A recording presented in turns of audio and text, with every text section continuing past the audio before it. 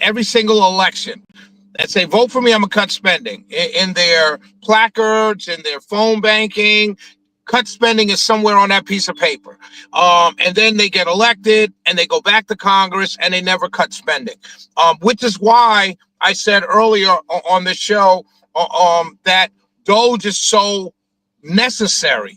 It's the way Elon Musk is doing it and the way Trump is doing Doge, it's the only way it can be done, because Congress is not going to do it on their own. And you hear Chip Roy saying the same thing. Democrats don't necessarily ever like cutting spending. You know, the Democrat mentality is kind of different. Government is supposed to be there.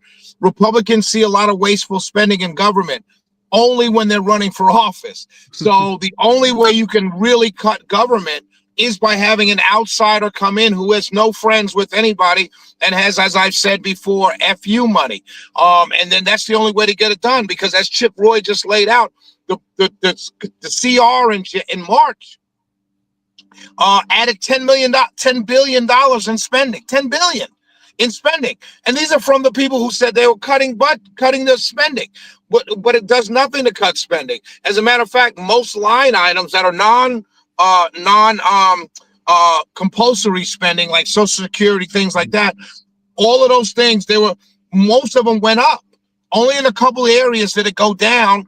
And even though it went down in a few areas, 10 billion extra was spent than which was spent, which was in the budget for full year 2024.